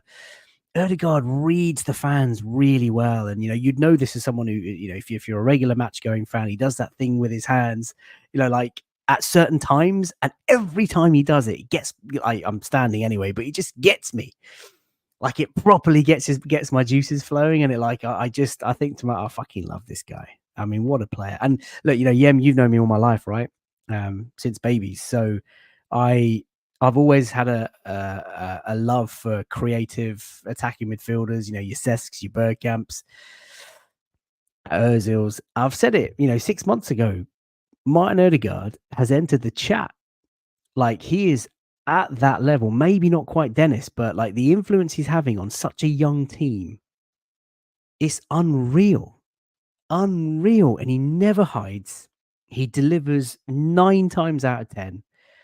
He's maturing as Arsenal captain, and I couldn't think of a better example of a professional footballer. Wonderful, just a wonderful player. And you know what? He's going to get so much better because he's mid-20s. The ceiling, I can't even see the ceiling. Like he has got such a massive ceiling. I'm so excited to see this guy. Do you know what also impressed me so much? First season back in the Champions League, and he made that first game against PSV. He was like having a stroll against PSV. He looked like it was, hold on, the Premier League, I get no space. They've given me all the space, and I'm literally just going to take advantage. It was, he's made for the Champions League is the biggest compliment I can pay for him. And it was his first season truly experiencing the Champions League campaign. So I'm actually really excited for next year, because I think he would have learned about, I think the Champions League is going to be very different next year, given the format change and everything. But the competition and the level, I think that's where he wants to be. He wants to be at the top level, and it shows whenever he plays in those kind of games. The big occasion against Porto, the penalties. I think, again, this team demonstrated in that pressure penalty situation what we're about. Because in the past, Arsenal teams would have been like, me, Faisal, in penalty situations, I've been like, God, we're so rubbish. And I don't worry about that much anymore, because it's, we're so calm, and it's just this group of players. I don't know what it is. It's, what the standards have been instilled, etc. I'm also going to shout out one other player who we haven't talked about, David Raya, because he came in 4 games down, and, one or two mistakes, but really, he's transformed our opinion, hasn't he? Whereas before we were all pro Aaron Ramsdale, saying Aaron Ramsdale's not going to be beaten and all that, to now saying, well, look, unfortunately, it is what it is. Raya is the better keeper for Arsenal, as we understand that for what we do, unfortunately, Aaron Ramsdale doesn't fit, and David Raya is much better. So another shout out to another player who has performed really, really well and won the Golden Glove as well. You can't knock it. Well, like I say, there's a few players that are close to this accolade and would be well worthy of a conversation. Nasir in the chat summed it up for me. Thanks for watching, by the way. Thanks for the chat. Honestly, you can make a case for any one of them. That's just the beauty of how amazing this team was all season. Now, I must go into the next slide with a slight warning, because this is nitpicking at its finest. I don't want to be negative for the sake of being negative, but the next couple of slides are all going to be about sort of, most disappointing player of the season, but how can we get better for next season as we begin to wrap up. Wayne, I'm going to go with you first, and this is a popular choice, but you've gone for Gabby Martinelli, and the pictures aren't going to help. Why Martinelli? Salahuddin was straight out of the blocks. Martinelli is his most disappointing player of the season. Why? Well, for me, it was between. Unfortunately, there were quite a few that I think you could answer for this. I think Gabriel Jesus comes into the conversation. I think Thomas Partey potentially, but I can't be disappointed by someone I expect nothing from. But with Martinelli, it's nothing against him at all, because I absolutely love him, and I'm going to start by saying I think he can be on the level quality-wise as Bukayo Saka, and we saw that the season before last, where he exploded onto our attacking scene, 15 Premier League goals, and he was absolutely phenomenal. And I don't think that has left him whatsoever. I don't think he's a bad player. I don't think he's somebody that we should be selling. I was just disappointed this year at his lack of involvement. And again, I don't think it was solely him. There was some dynamics on that left-hand side that were really, really difficult for him, with Kai Havertz playing there, no consistent left back. But there were some moments in some games where you thought he needs to do a little bit better. So while it's not all on him, I was really disappointed at the way that he just went a bit downwards in performance-wise, because it's not what I expect from him, and it's not what I think he's capable of. And I absolutely expect the minute that we sign a proper midfielder in the summer, which I hope should be our primary target, whether it's a 6 and you play Rice as the left 8, or whether it's a natural left 8 and you play Declan Rice at the 6, we will see the best of Gabriel Martinelli again. But I was just disappointed that he didn't kick on from what he'd done with his 15 Premier League goals, and the amount of times he was just breaking through defenses in that front three of him, Jesus and Saka at times. So for him to, I know he got injured, but for him to not really feature in the run-in at all, and to be on the outskirts for Trossard, who started the season really, really poorly, I was just disappointed with that, because I expected a lot more from him. There's a lot of support for Martinelli being our most disappointing player. I think it's because of the high standards and the quality of player that he is. But Des Moran says Martinelli hands down, but young players can be inconsistent over the first few seasons. So hopefully that's it. Salahuddin following up saying Martinelli's got to learn from Trossard and Jesus. Must mix shooting with a bit of technicality. Decision making's got to improve. He's better than this. And Ram saying Martinelli's performance has gone down since Tierney departed. Defensively exposed with Zinchenko, hopefully with Timber, he's back to himself. I've got a lot of sympathy for Gabby Martinelli. I mean, look, Wayne, you've not said anything, critical of the player's technical ability. I think he's a fantastic player. You even sort of said that he's on the level with Saka when he wants to produce that sort of output. I think he struggled with that left central midfield position. Granit Xhaka, jokes aside, fantastic player for us last season. He'd always make that quick transition ball down the left, and Martinelli would be away. He had a stable left back behind him as well. Martinelli this season, he's had 3-4 different left backs: Zinchenko, Kivior, Tomiyasu, Timber at the very start. Kai Havertz has obviously come in as that sort of central player up top, but also dropped into left central midfield. It's been our left-hand side's not been that fluid. So hopefully Martinelli will, be better next season. But Laura, you've gone for somebody else, and that is Gabriel Jesus. Can you explain? Yeah. So when you asked me this earlier, FK, I thought to myself, right, I'll go and look at all the stats and look at all the data and look at all the kind of numbers, just to see whether is he how is this season compared to previous ones. I didn't do any of that. And I just thought, no, I'm just going to go on my vibes here and what my perception of this player is. And I just found myself really, really frustrated with him again, because of the comparison with what I think we expect from him, what we saw when he first arrived at Arsenal. I can still remember seeing him for the first time in the flesh, how fast he was, how just devastating on the ball he was. And I just don't think we've seen that. I think he's been in and out of the side. I think, you know, his from what I can remember, his goal return's been quite low. I think that's kind of what happened to him at the end of his City career as well. So it feels like we might have kind of inherited the same sort of problem that Pep identified in getting rid of him, that he's a useful player, but ultimately maybe not a starter. I just, you know, he's obviously prone to injury as well, but, you know, none of this is me saying that he, you know, is criticising. I just think the standards that we are expected to deliver going up against City, we can't really have any player as a passenger who would be considered near our starting 11. And I think he would be a very good squad player, but he's far too much of a luxury for that.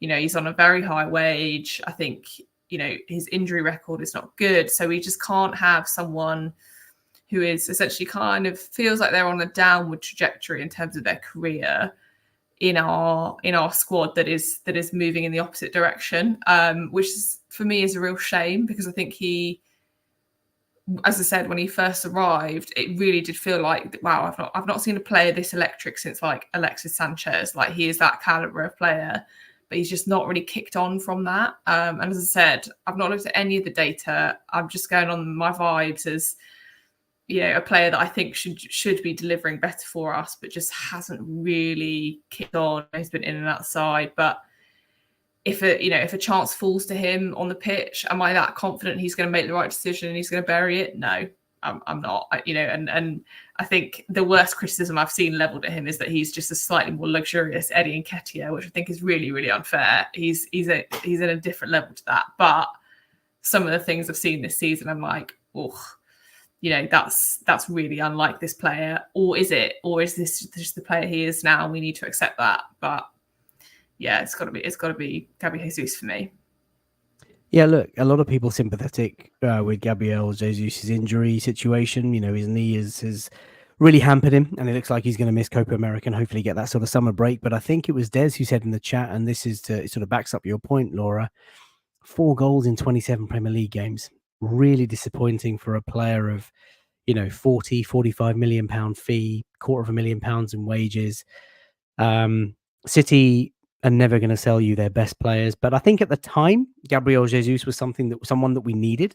I think I just saw Vive Lad in the chat saying, I remember going from Lacazette to Jesus. Was mind blowing those first few weeks. Sad to see him drop off so much, and at that time it was a big upgrade. But I think when you've got a player like that who's not going to give you, you know, 35, 40 games a season, who's not going to net you maybe more than double digits in a season, who's costing you £250,000, he's still at a week in wages. He's still at a decent age. You know, I'm sure there's many clubs around the world who would snap him up. Do I think he's got a future at Arsenal? I really want to think so. I'm surprised that Arteta's not used him out wide more often, because he was played out wide at City. He never really got that sort of backup role for Saka or out on the left-hand side, always just, you know, used up top. But yeah, Gabby Jesus. And listen, the viewer count is now just over 2,250. So I'm going to reinforce the caveat that this is very much nitpicking. It's been a glorious season. We're not just, you know, trying to be sensational here, but we're just thinking about players who might be better next year. And lots of people have mentioned Fabio Vieira and Smith Rowe. Their game time has been small. Nketiah, Reece Nelson, I get that. Fringe players. But Yem, you've also gone for Gabby Martinelli. What's your thinking behind that?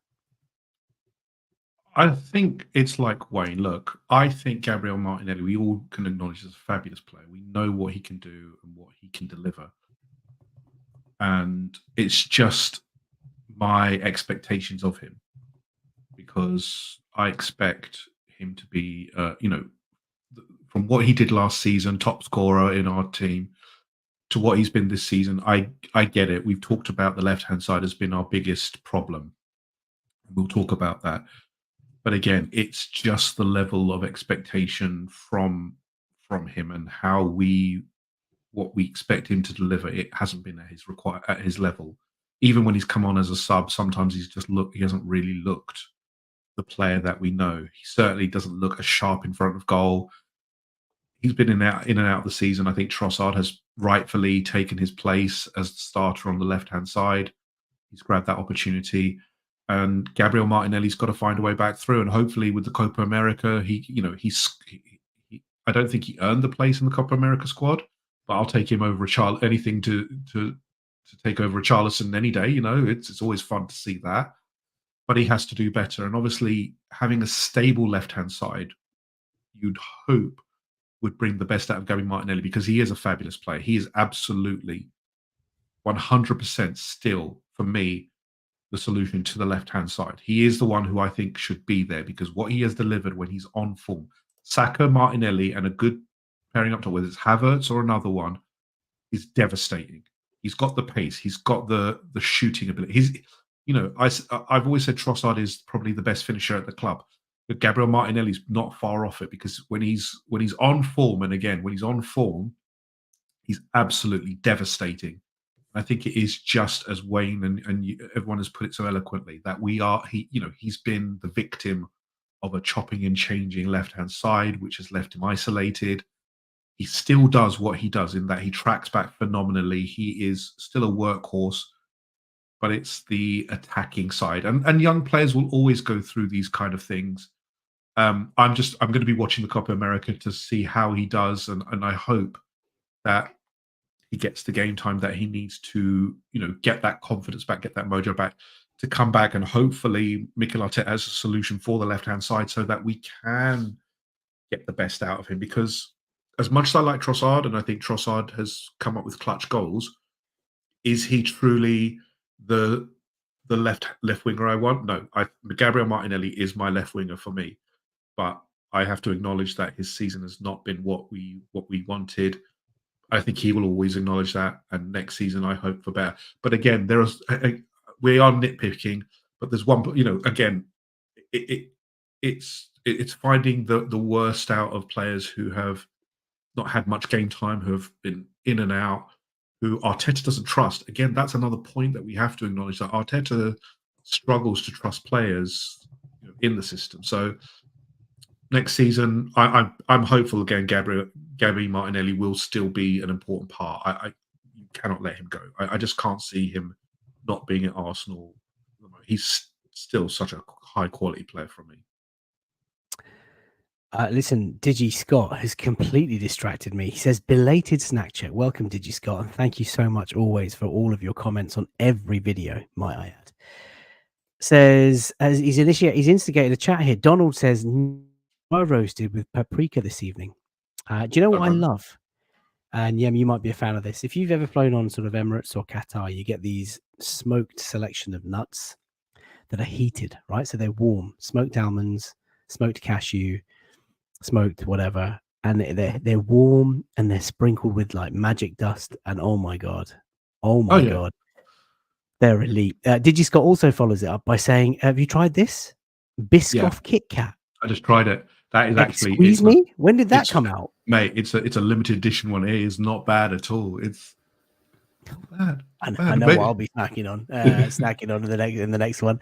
Can I just say, with regards to Gabriel Jesus, where was it? Sorry, my bad. Chat is coming through thick and fast. Rakesh says, I think the criticism is unfair. His knee injury during the World Cup was the start of the problem. Jesus is amazing. If Arsenal can get him through a surgery and get him pain-free, he is a gem. Follows that up with a very kind donation to the channel. Thank you so much, Rakesh. Really is appreciated. He goes on to say, it's still unfair. The guy's not recovered from his knee injury. We are jumping the gun here with Gabriel Jesus. I really appreciate that. In fact, he's also gone on for another contribution to the channel. Really appreciate that. Says, I agree. Martinelli is devastating. Left central midfield has been the issue. More of a direct support like White for Saka would be good. Someone to overlap and allow him to come in central. Yeah, look, I think he really has gone. My disappointing player of the season is Zinchenko. I knew you were going to come with it. I knew you'd come with this one. Why do you think I was going to come with Zinny? Because through this season, Walid, you and me have talked about the left-hand side, and in particular, one left-hand sided player who constantly, I thought about it as well. Do you know what? Until, you know, when Wayne's one came up, I thought, okay, who is my second? Then I thought, oh God, why didn't I think about Zinny? Because, oh my God, yes, he has been. Yeah, listen, Zinni for me, I think he came with the hype of being one of the most technical footballers in the league. You know, that we've all seen the interview with Kyle Walker, who's played with so many amazing players, and he said Zinchenko, unequivocally, best and most talented, technically gifted footballer. And we've seen glimpses of brilliance from Zinchenko. There have been games where you think, Jesus, where did Arteta find this guy? Like the fact that he's now inverting and tucking into midfield and being that sort of, overload situation for us, like what a player. But defensively,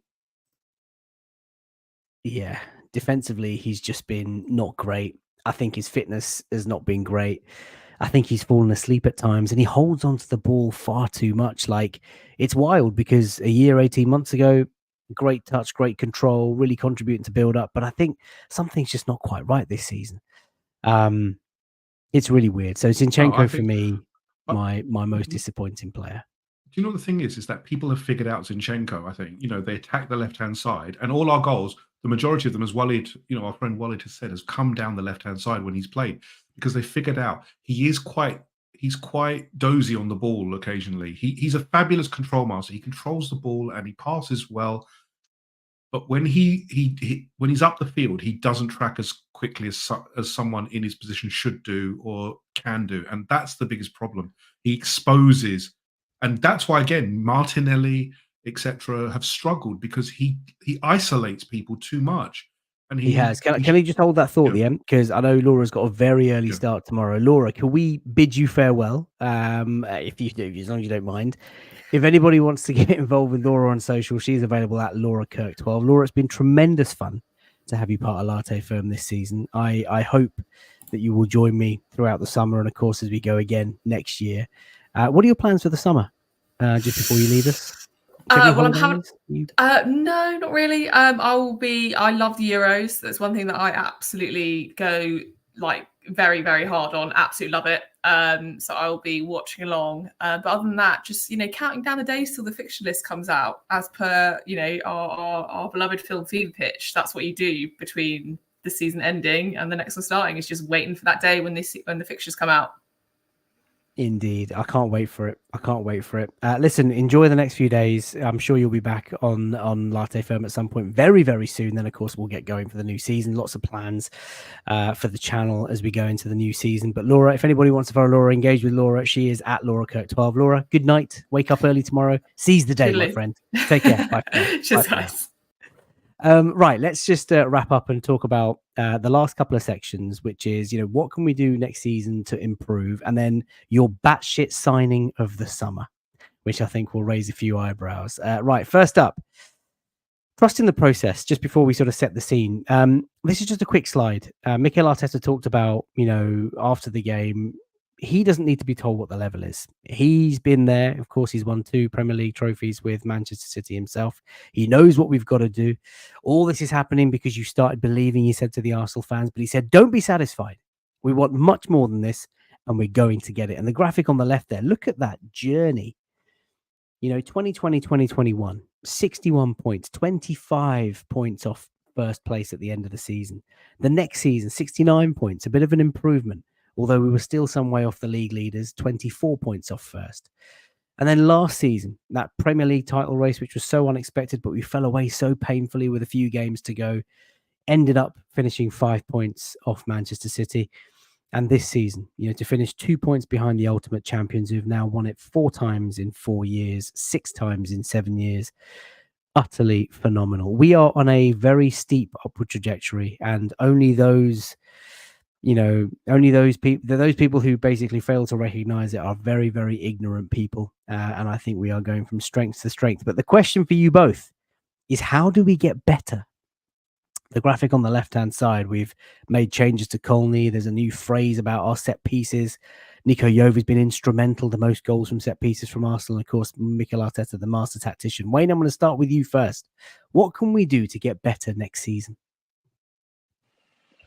I think there are a few things, to be honest with you. I think the first one that jumps out to me is we have to do a better job in the cup competitions.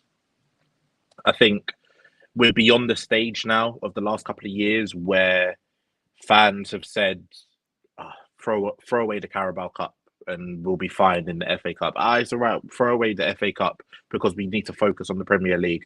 Nah, there's none of that now. I don't expect you to win all four, but I expect you to challenge for all four, because I think that our performances in the FA Cup, which is our trophy, have been borderline disrespectful to the name Arsenal the last few years. And in the past, it's been okay because you said, oh, the squad ain't big enough to manage Europa League and Premier League. No, the squad is big enough now.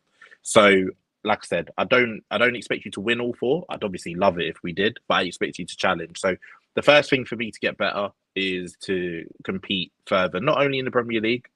If you get to a quarterfinal, semi-finals of the Champions League, but you need to also do that in the FA Cup and the Carabao Cup as well, and come away with a trophy. I think next season there's no sort of excuse to not end with a trophy next year, no matter what. And the big thing for me really is for Mikel Arteta to either, I think he needs to go one of two ways with the squad.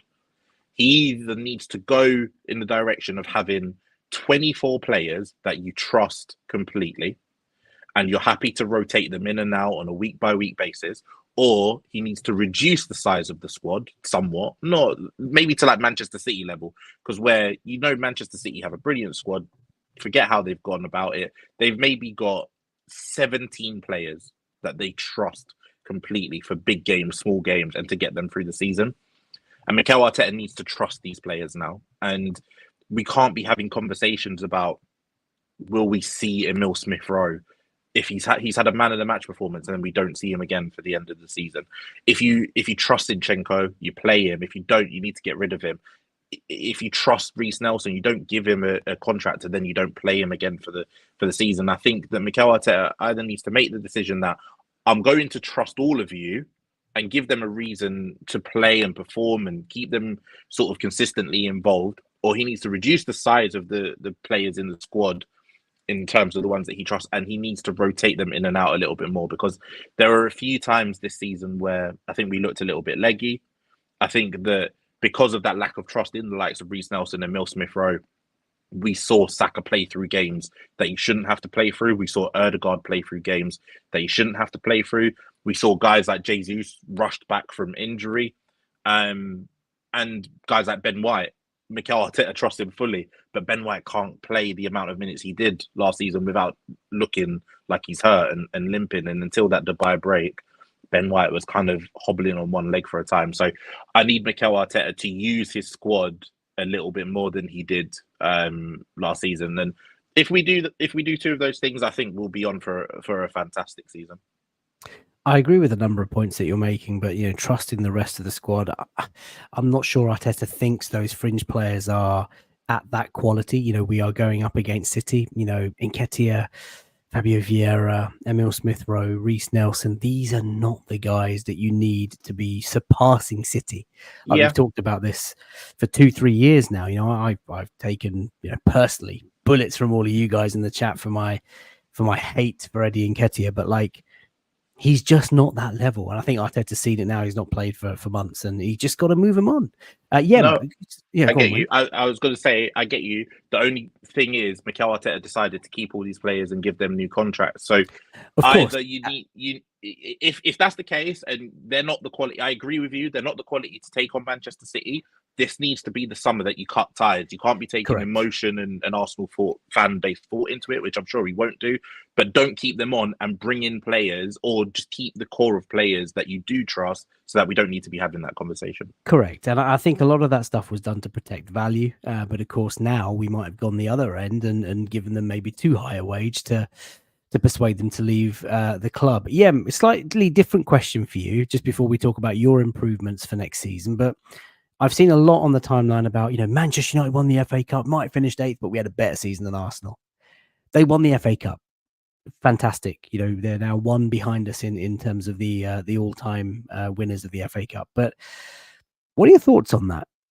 Wayne says that we've not disrespected the domestic cups, but we need to be doing much better. But they've gone and won absolutely. It, and here we are without any trophies. No. I'm absolutely 100% in agreement with Wayne. I find it galling, actually, that we dump out the cup so early, and that Mikel tries to get through the early stage of the cups without really, putting the effort in. I think cups, doesn't matter if it's the Carabao Cup, the FA Cup, whatever it is. I know this year there was extra pressure with the Champions League, but you've got a big enough squad. It really, when we look at the games that we lost at, West Ham away, etc., in the Carabao, it annoys me because I know cups are not the priority, but you've got to have a strong showing to keep momentum, to show that we are a bigger club. Man City, again, you're looking at the standard bearers. Man City have been in every cup competition till the end. They may not have won every one of them, but they've been there and they've been dominant through it. We've got the squad capability. So again, to both of your points, it should be that Arteta has to rotate to accommodate this competition. We want to win a trophy. We want days out at Wembley. Trophies absolutely matter in this competition. Doesn't matter where they are, because it instills the winning attitude. I know Arteta is big on, a winning attitude, etc. But the cups help massively in that. It sets the tone for what you do. And I just think taking them lightly or not giving the effort required is dangerous, especially as, look at our season. Yes, we've come second and we were close, but ultimately, does it, what would be better? Is it that we win a trophy, come second, and then we say, look, we at least see that we've used the squad well and that we've competed on all fronts. It just seems like, again, we've thrown away two big areas that we could have done well in, and that we focus on the Champions League rightly, because there's money involved, and the Premier League because we want to win that. But it's deeply frustrating. And I'm not saying it because Man United won it, because I think Man United, yes, they've won it, but did they deserve it? Really, they scraped a win through Coventry, and they, City should have won on any normal day, but they've done it. Congratulations to Man United. But they've had a ultimately poor season. And can you actually say that they are on a trajectory at the moment? No, because you don't know even what's going to happen with their manager next season. I think we definitely have to have some focus on the cups, but we also have to have, to both of your points, that core squad of players who are going to deliver consistent performances, whether they're in and out of the squad. And that's the biggest problem that we've got, that clearly he doesn't trust the players that he does have in that fringe. I think he trusts his starters, but it's about that squad. And I think he still struggles with the rotation, especially if we look at the Aston Villa game, because I feel that the Aston Villa game was one of those areas where we were sandwiched between two heavy Bayern Munich games. And because he hadn't played enough of the squad, he didn't feel comfortable rotating them in. We looked tired. We looked leggy. For the first time, I thought Declan Rice looked leggy. And we absolutely got found out by a Villa team who, to all honesty, they've been playing the same schedule. But because they've been rotated better, they look fresher. So, again, I think it's another learning pattern for Arteta. He's got to do better with the squad management, because he did it, as you said, at the start of the season, but did he really do it through the season? No, he didn't trust the players. And I understand that Eddie Nketiah's, the Fabio Vieiras did let him down in that respect. But ESR, to Wayne's point, had a man of the match and then was gotten. It makes no sense sometimes, some of it. So yeah, I view trophies as a yardstick still for what we do, and it absolutely has to be next season. You've got to challenge on all fronts. Look, I can't disagree with any of that. I think Arsenal have to be competing across all fronts. A club of our stature, history, heritage, we need to be basically competing across all fronts. And I'm sympathetic. I think over the last 2-3 years, he's been finding out a lot about this squad, and we are the second youngest squad, and there are players that have come through Hale End that aren't quite at that level to be consistent enough. And I think next season, I'd love to see us go strong in the FA Cup and the League Cup, and of course the Champions League, which was a phenomenal. We sat here today being upset about not qualifying for the semi-finals of the Champions League last. But in terms of playing style, look, I'd love to see, obviously, Jurriën Timber's now back in the mix, got that 20 minutes at the last day of the season against Everton. Hopefully he is going to hold down that left back position, which will free up Gabby Martinelli. That fluidity down that left-hand side he's really got to address. Set pieces we've been phenomenal at. We need to maintain that standard. I'd love to see Arsenal go out and get a direct set piece free kick taker, someone who can net. Maybe that'll be accomplished by your Batshit signing, Wayne. I know you've suggested someone who we're going to talk about to end the show. Yeah, so a direct, free kick taker. That left-hand side, the left central midfielder. We haven't replaced Granit Xhaka. I don't think Fabio Vieira or Smith Rowe or, if Partey's going to get moved on in the summer, depending on who you believe, it looks like he's going to go out.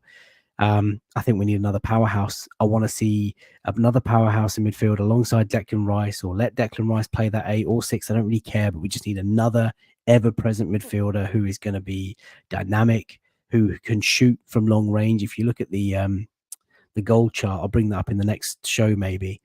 We've only scored 4 or 5 goals from outside the box this season. I think maybe we could get more. So the thing is that, again, apart from the core players, our durability is shocking. Even Ben White, bless him, he's a warrior. He's probably, his legs probably been hanging on this season, and he's had to play more games. But if you look at it, Timber, Tomiyasu, Partey, Fabio Vieira, ESR, Gabriel Jesus, Zinchenko, it's mind-boggling. Plagued with injury. All of it, and you can't have that with any with Man City. But that was to Wayne's point, earlier. Like you need to get more out of your squad, but if they're not available, you need to move them on. Alex Belotti, by the way, just saying in the chat, why a direct set piece taker? I mean, a direct free kick, very detailed. I know. Do Man City even have one? I mean, I know Kevin De Bruyne likes taking free kicks every now and again. Bernardo Silva. It'd just be not a Jack Grealish. It'd be nice to have someone. When was the last time we scored a direct free kick? Martin Odegaard, Burnley away? We don't get many. That's the thing. Oh, we do. We get lots of free kicks. Yeah, that's nonsense. We get lots of free kicks. We just never shoot from them because we haven't got someone who can. When we had this conversation a few weeks ago, FK, on one of our call-ins, the first person that springs to mind, and it's impossible to sign a player like this in a summer, but Trent. You know that if your back's against the wall and you've given something 25, 30, even 35 yards out, Trent is stepping up, and even if it's once or twice in a season, it's like a pressure relief. It's a pressure relief. Something out of nothing, and it's almost that Declan Rice. We've seen. I think there was a game where he started taking corners because he just had enough of it, and like you saw, the delivery has such a huge impact on the team. Like, what if we had someone who could just twat the ball in from 25, 30 yards at a free kick? Like even just 2 or 3 of those a season could make a massive difference. Yeah. One other piece that I kept forgetting about was the Bayern Munich game showed me we lack chaos factor. And we've talked about this, Fires and Wayne, we've talked about this quite a lot, that we lack, and Martinelli is our paces player, but we do lack on the break that ability to unseat defenses consistently. We are a very methodical team. But if you looked at the Bayern Munich game, why did they beat us? Because on the break, they absolutely annihilated our defense. Their wingers were that level above that we didn't have, that can be direct, pacey, have a goal threat. We just didn't have that. And I think it's one of the biggest areas we need to either improve or expand on. Well, I have a sign-in for you yet? God. Let's hold that thought. And I'm going to skip through the next slide because it was going to be talking about, who we might sort of sell, the summer transfer window. Maybe we'll do a show on this. All right, guys? So those of you guys who are watching, just shy of 2,500 of you right now, we will talk about squad rebuild maybe in a separate show because we've gone on for quite a long time tonight, of course, the end of season review. Let's move on to the final slide, which is your fantasy batshit signing that people are going to get on your backs on, and people might not even understand, but you'd like to see it happen. Wayne, you've gone with someone who's been very popular in the last few days. And someone's put it in the chat. Oh, God. Lots of V Vlad says Wayne's gone for Rashford, hasn't he? Yeah, so Wayne has gone for Rashford. Let me know in the chat, who is your, fantasy batshit summer signing? Someone that you're going to take pelters for, but you'd be so open to seeing it happen. And Mbappe doesn't count because we'd all like to see that, Ash. For fuck's sake, man. But yeah, let me know in the chat who you signed. But Wayne, let's start with you. Why Marcus Rashford? I know it would cost a boatload. I know his wages would be extraordinarily higher than he probably deserves at this point. But I think he offers everything that we don't currently have in this side, outside of maybe Martinelli. And even then, I don't think Martinelli can strike a ball like Marcus Rashford. I don't think he offers like that. We've seen some of the goals that Marcus Rashford has scored against us at the Emirates. Even if Manchester United have been poor, he's twatting them in from 25 yards. He's getting very little backlift. He's getting some sort of spin on the ball that bloody confuses goalkeepers. And he had a very, very bad season by his standards this season, but we've seen him score goals by a boatload. And I think we need this summer to focus on going a bit more direct in terms of speed, and we need to do it in a way that is, like Yem said a little bit before, a little bit chaotic. And some of our best goals this season have come where David Raya just chucks it out to Trossard or Jesus, and it's like one or two passes, and we're in on goal. I think we need to play a bit quicker. And Marcus Rashford, for me, while he's not had the best of years, and he might be past his best might have been at sort of 19, 20. He just offers things that I don't think we have at the moment. And as a person, I love him as well. So yeah, I think the money, I can understand why people wouldn't want him. The wages, I can understand why people wouldn't want him. The performance, I can understand why people wouldn't want him. I don't care. I just want to see him strike a ball from 25 yards, and then I'll call him my prime minister. Talking of prime minister, call him my prime minister. There's a 10-minute video that I launched on the channel feed yesterday, and the comments range from Rashford will absolutely fly and absolutely smash it at Arsenal to Rashford is just Eddie Nketiah with political connections. Lucas sees you and raises you, says just get Jay Lings already. That's I'm not going that far. That's a banter signing. That's a banter signing for any club. Jay. Let's not. Right, yeah, Bele, let's keep it short and sweet. I've got my shout after this, but this isn't as batshit as maybe I sort of thought immediately, but then I thought about the wages and the fee. But you've gone for Frankie de Jong. Why do you think you'd attract criticism for that? Is it the money? It's the money. My God, the man literally. I don't know how he's done it, but what is it on 700,000 a week at Barcelona? No wonder they're back row. He's on 700,000 pounds a week. That's got to be euros. Let me just look it up. Euros, regard. Yeah, even then, the exchange rate's terrible right now, mate. You know that. Holy shit. £721,000 a week for what? At Barcelona. For what? He's good. I love him. Yeah, he's a great player, but he ain't worth that much. And this is why it's in that category that you've mentioned, Faisal. It is the money involved. You're talking about. I think we can all acknowledge Frankie de Jong was, when he was at Ajax, literally you could tell he was going to be the guy. But has he remained that? No, he is not that level. Barcelona, for whatever reason, whether it's just that he's been different coaches, etc., has been underutilized and is not what he was. So if you brought him in, the money that he looks at is staggering. It's Mbappe levels. Google this again. Have I looked at the right stat? Oh no, it's right. It's correct. V Vlad says in the chat saying, I think that's only because of deferred COVID wages. But Alex Lotti, 700k. I mean, it is, yeah. He's not leaving for 200k a week, is he? No. And this is the problem.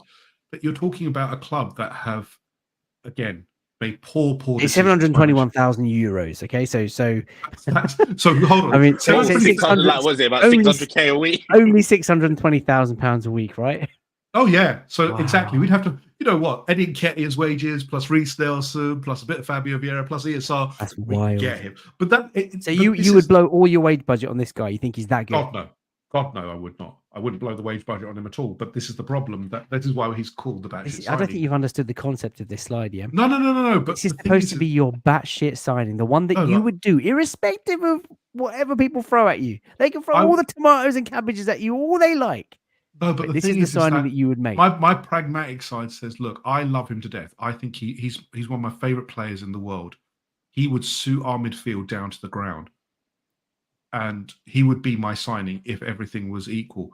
But I also cannot argue with the financial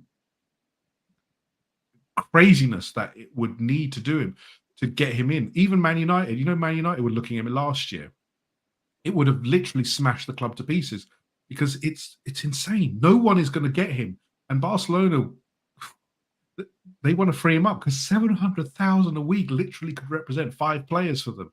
It is insane. And, I think he's a perfect solution for us, but I don't see any way, shape or form that he drops those wages. No player in the world would say, I'm going to drop my wages to about 400, even 400, which is well above our top earner, is a massive drop for him. It's a 50% drop almost. So have you seen his injury history? Yeah, it's awful. It's awful. But he is such a good player. But again, that's part of the makeup. His injuries, his work rate. If you look at his work rate in terms of would he cover everything? No, sir. But his passing ability and his eye for controlling the tempo of the game is amazing. But like I said, I'm very conscious of what his limiting factors are. Alex Bellotti says, "Call me crazy, but Benzema." Do you remember that tweet from Steve? Oh, Passed yeah. away, but his last ever word was Benzema. Make of that what you will. Maybe there's one there. I like that, Alex. Okay, well look, we've had Marcus Rashford, we've had Frankie De Jong. I reckon you guys. Don't let me down. If yours, no, don't say McTominay because I'm leaving. Oh God, he's going McTominay, isn't he? He's got McTominay, isn't he? Because it's the easy one. Now listen. If for the students amongst us of the game, if you studied that game, the cup final of the weekend, you will know that Scott McSauce was the Rolls Royce that orchestrated that win for Manchester United over Manchester City. But no, I have not gone for McSauce. Well done. I have not gone for McSauce. Someone did mention him in the chat, and this is my batshit signing, and I would love to see this happen. Right? It's Darwin Nunez, man. No way. No, yes, boys. Vive lad, my boy. Unpopular, I'm sure, but he has that chaos factor, Dembele, and Mikel would turn him into a monster. Now, listen, we were linked with Darwin Nunez before he signed for Liverpool. And everything we've seen of Darwin Nunez suggests like he's not prolific in front of goal. He is a total mess. He is pure chaos, but he is so much fun. Like, if he were to come off the bench, you'd probably have a heart attack wondering, is he going to score? Is he not going to score? But what does he know the offside? Does he know the offside? Mate, you know what? I really like this player. The man hasn't got a brain. He's got no brain. With a great shout. Mudryk. Oh my God. Yeah, that would have been a batshit signing. But no, for me, genuinely, chaps, if there was a chance to go down to Liverpool and just nab Nunez for not a ridiculous fee, I'd consider it. Did you not get fit? The guy is pure chaos. He's pure entertainment, total jeopardy. Which, granted, you don't it's want a red card away. Also, he's not a red. Come on, he's not a red card away. Did you not get enough of Giroud missing chances every single game? Yeah, he's like a modern day, more energetic Olivier Giroud. And look what Giroud done to us in front of. I know, but wouldn't it be fun? No, it wouldn't. It really Maybe wouldn't. not. Maybe not. Guna73 says the panel with some great batshit choices. But listen, talking of batshit, we've gone on for just shy of 2 hours. There are 2,527 of you watching. Thank you so much for making the time this late on a bank holiday Monday. I know I appreciate lots of you watching from around the world, and it might be the afternoon or the morning or the day after. Thank you. I think we are going to end it there. It's been a lot of fun. We've covered a lot of football and a lot of nonsense as well. We're ending on Darwin Nunez is a travesty. Honestly, honestly, it's a travesty. What is this? What is this show become? Oh well, he's just elite. I love the chat. Thank you so much for everybody watching. Really appreciate that. If you could get the video to 500 likes on YouTube, that would be immense. If you're tuning in for the first time, please, of course, follow Latte Firm, subscribe to Latte Firm, and do all that sort of jazz. Because this is a very long episode, we will release it as I'll release it as a podcast via Spotify and Apple in video format, so you can watch it if you're pumping iron at the gym or if you're on your way to work tomorrow. So many of our sorry behinds are going to be early in the morning. Dembele, Wayne, may I thank you both for your excellent contributions throughout the season. Yem, you've been an absolute stalwart of this channel, been a solid fixture, been really good fun. All your moaning and snack treks and all that sort of stuff, I've taken it. I've taken you to a new level today. It's going to be now. I tell you what, I might have to watch that failed record attempt. Yeah, 8 Jaffa cakes in 60 seconds. That's what you failed if you just joined us for the views. You did. But I appreciate it. If anybody wants to follow Dembele, chuck some abuse at him, mock him for his Jaffa cake eating technique, whatever. Get involved at Verge59 and Wayne Dembele. I cannot forget you, man. My co-host on the post-match phone. It's been a lot of fun. It's easy when Arsenal win games. You know, we've had a few weekends this season where or few nights when you've kind of gone out of the Champions League. It's painful, isn't it, to pick, to hit go live on space and to deal with everybody else's misery and to try and offer people therapy. But it's been really, really good fun, man. And your contribution to the phone-ins has been elite. And I couldn't do it without you. So if anybody wants to follow Wayne, he is available at Wayne's World 20_. In case you are unaware, he's also co-host of the excellent Can You Believe It podcast with our friend AFC Met. What are your plans for the summer, guys? Yem, I mean, you've got obviously, Euros. You're looking forward to that. You just looking beyond that. Thinking about. Give me the fixture list. Give me the transfers. I don't want this. He's just a slut. I love it. Give me the fixtures. Give me the transfers. Arsenal tattoo. I just want Arsenal. He's an absolute. No, because do you know what? what? Do you know what? I don't care about the Euros, to be honest. I don't want any of my players playing, to be honest. I want all of them fit, ready, back for the title. Because when you're that close, I hate it. I absolutely hate that we've missed it by that much. I just want to go back, absolutely dominate everybody, win the titles, go give it a big. That's it. That's all I want. That's all I want. I'm a very simple guy. I just want that. But in terms of, you know what it is, holiday, go on holiday. Emirates Cup, we're going to be doing the little thing. I've already told the little one that we'll be doing the regular Emirates Cup run this year. It might be on a weekend as well now because we aren't in the Community Shield. Oh yeah, that's true, isn't it? It might be extended format. It might be extended format again, isn't it? Sadly, we are not in the Community Shield. Lots of nice comments coming in about our chat tonight. Really appreciate that. Trevor De Vega as well. Thank you to all the regulars who've been watching. Thank you to all the first timers, and thank you to also the people who watched and don't any longer watch. Why are you not watching anymore? Come back. Yeah, it would be good to have you. Because it's opinions of Darwin Nunez content. Yeah, exactly. Nunez would add to our squad, but not to the goals. He wouldn't add to our squad because we need goals. There's no What point is the point? Right, we've not done the league table, not done the music, but we've covered that enough. I think the jingles will be back next season. But listen, over the summer, we're going to have lots of content. There's going to be special features depending on the news that breaks. We might do one on the managers and Liverpool and Chelsea and United and what's going on there. We'll do transfer breakdowns when players are linked to Arsenal. Yeah, when players are linked to Arsenal, we will do breakdowns. We'll be back into those this summer. Maybe Wayne will do a few phone-ins just randomly, how people feeling about, friendlies that are going to come up. We're going to cover those and signings that might be there and do different themes. So look, stay engaged. Send us your ideas for any sort of content that you want, but we will leave it there for now. Viva Lad says Mbappe breakdown incoming, I'd hope. Let's wait and see. Oh, Donald says, great stream tonight. We need more long ones like this.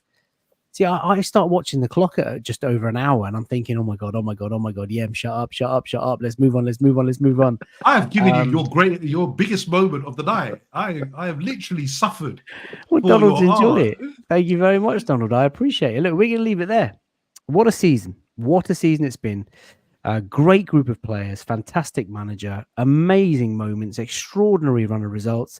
Wasn't quite meant to be, but Pep has got the message, and we will be back next season. We will be there. Final season, allegedly, as Manchester City manager. And wouldn't it be wonderful for Mikel Arteta to take the crown in his final season? We'll be back in the next couple of days, I'm sure. Until next time, bye for now.